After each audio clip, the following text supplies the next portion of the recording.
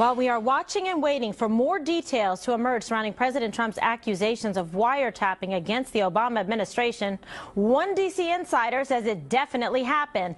Kathy Aru is that insider. She's a liberal journalist who served as a senior advisor in the Bush administration, and she joins me now. So, Kathy, what do you know? All right. Well, my sources this morning, my source from the White House told me she thinks it's all true. She said there were concerns that Trump, and this is from the White House and the administration, so inside the White House, there were concerns that Trump and his surrogates may have been colluding with the Russians as a possible bargaining chip to influence the election. Therefore, the wiretap was conducted. Okay, so the idea is, in fact, that they went ahead and believed that this information was correct, went to the FISA court, then, based on probable cause, put the evidence forward to say, we have this information and belief, and therefore we want this granted. It just seems highly suspicious because that seems to be being used for improper means. In fact, to say, well, we want to spy on them to see what they're doing during this election process where there's this tight race between, at the time, candidate Trump and Hillary Clinton. Right, and my source believes it. After 7.5 years with the Obama administration, had heard that there were concerns, and she said that she is not sure who secured the warrant. That's her one question. Who secured the warrant? But the White House and the administration, they were concerned, and they did discuss the wiretapping.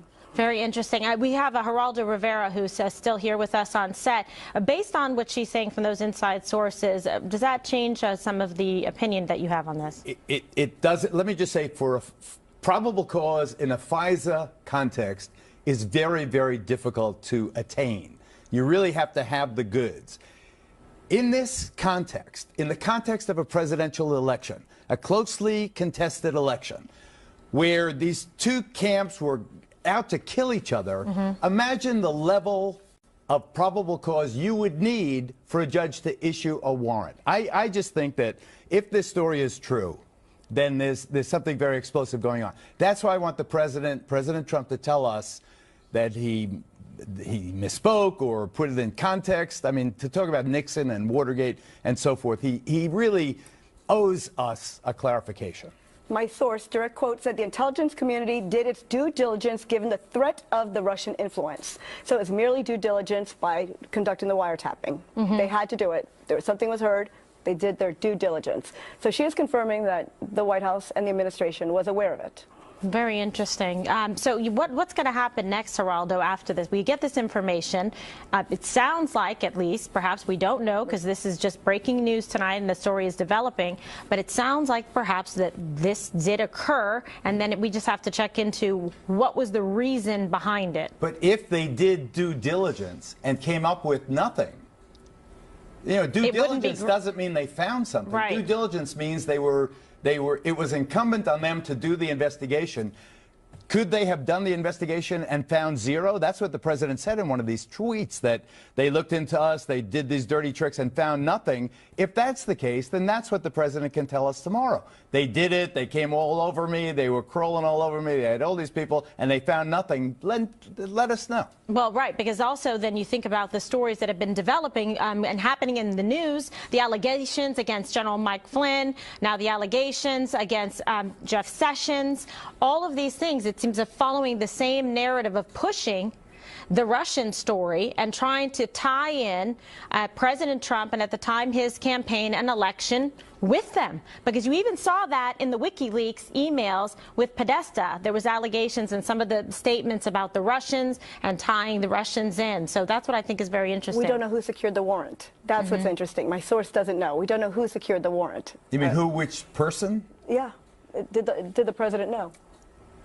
I can't imagine the president wouldn't know. That's what my source the president believes. couldn't or wouldn't order it, but he had to know. Yeah, the president can't specifically order it himself. It would have to be intelligence agency or the FBI putting it forward. But what was the nexus of this? What, in fact, generated this request, this interest? What was it based on? There has to be a legal reason, and it can't be that one side was trying to weigh and tip the election based on their ideology or political orientation. Just the only thing is that General Flynn and Jeff Sessions are not accused of espionage or anything like it. They're accused of not telling the truth under oath. That's way different than this national security that they knew or they were dealing with the Russians. We got to be clear about that. Absolutely. All right, Kathy and Geraldo, thank you so much. And President Obama's supporters, they are defending him tonight, saying a president cannot order a wiretap. But rules didn't stop the Obama White House before. Remember when the IRS targeted conservatives? Well, Rick Grinnell has some perspective on that next. Stay with us.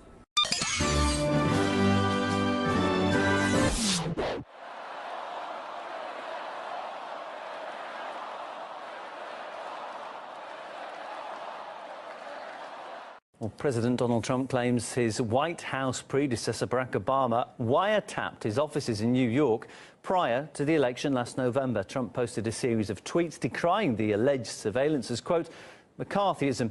He didn't, however, provide any evidence or say who informed him about the alleged wiretapping, though he did hint at possible legal action.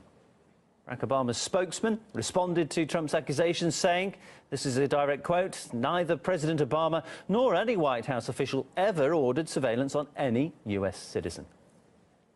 Let's bring in former CIA analyst and State Department official Larry Johnson. Joins me live on the line. Very good afternoon to you, Larry. We've heard it said that these are really serious accusations by some guests we've had on so far. What's your assessment of what Donald Trump's had to say? How big a deal is this? I think it's a huge deal. The problem is Trump probably shouldn't have done this via Twitter, because to call it that it was a wiretap is technically inaccurate. And the denials by the Obama people are like Bill Clinton asking what the meaning of is with respect to, was oral sex a sexual act? In this case, I understand from very good friends that what happened was both Jim Clapper, John Brennan at CIA were intimately involved in trying to derail the candidacy of Donald Trump. That there was some collusion overseas with Britain's own GHCQ. That information that was gathered from GHCQ was actually passed to John Brennan, and it was disseminated within the U.S. government. This dissemination was illegal. Donald Trump is, in essence, correct that the intelligence agencies and some in the law enforcement community on the side of the FBI were, in fact, illegally trying to access, monitor his communications with his aides and with other people. All of this with an end to trying to destroy and discredit his presidency. I don't think there will be any doubt of that. I think it's worth noting that the head of the National Security Agency, and Admiral Rogers, made a journey to Trump Tower shortly after Trump had won. And in the immediate aftermath of his visit, Jim Clapper and others in the intelligence community called for him to be fired. Now, why did Rogers go to Trump Tower?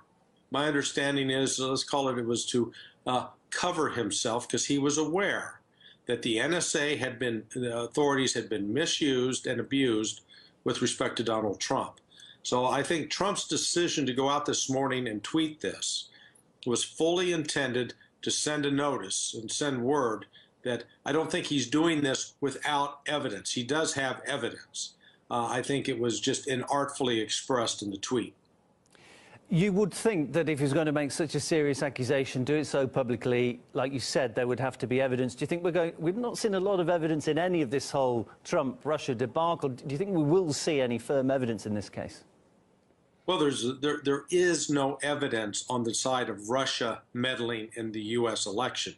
I saw that you had Brent Badowski on earlier, and I simply wish that you folks would ask him a very basic question. Ask him, what specifically did Russia do that influenced the U.S. election? The answer is nothing. Russia did not set up front companies. Russia did not provide money to the Trump campaign so that they could buy advertising. Russia was not providing advisors, direct or indirect, as cutouts to advise Trump on how to defeat Hillary Clinton. So the classic things that we would see. Does Russia run intelligence operations against the United States? Yes. And does the United States do that against Russia? Yes. But this is an entirely, completely different matter. So I think what we're seeing here is, some think it's an exaggeration, but I do not. there is a genuine effort to try to take out and defeat Donald Trump, even in the aftermath of his election. And there are still senior people in jobs at the National Director of National Intelligence Office, the Office of the Central Intelligence Agency, the National Security Agency, that these are senior intelligence executives that ought to be fired. They ought to be marched right out the door. But you talked about you believe that there's evidence there, and Donald Trump, let's be honest, he has been on the ropes a lot since he took office. He's been mostly a sort of a defensive stance he's taken. Will he be able to produce the evidence? And will he be able to actually sort of take the upper hand in this fight against not just the former establishment and the Democrats, but also of the media? He's fighting them all en masse, really. Yeah, no, listen, this is a coordinated, organized effort.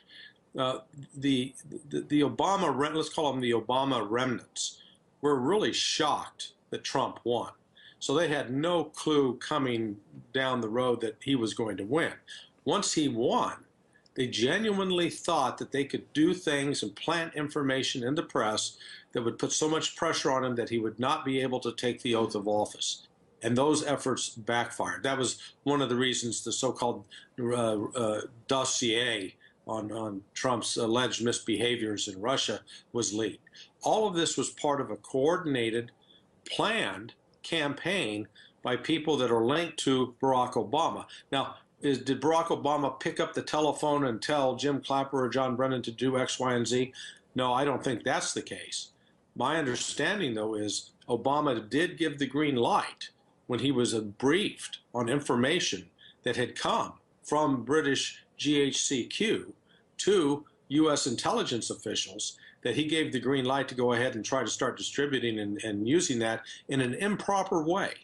So this has to be, I think, done very methodically, because there are, I think, very well could be criminal charges brought against former members of the Obama administration for what they've done. What they're doing is, I think, would fall under the definition of sedition, which I realize sounds very alarmist. But the reality of what's going on is these are not isolated events generated by actions that have been taken by Donald Trump and his surrogates.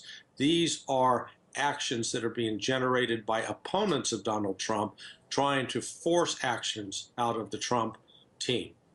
Larry, good to speak to you. Thanks for joining us again here on RT. Former CIA analyst and State Department official Larry Johnson giving us his views there.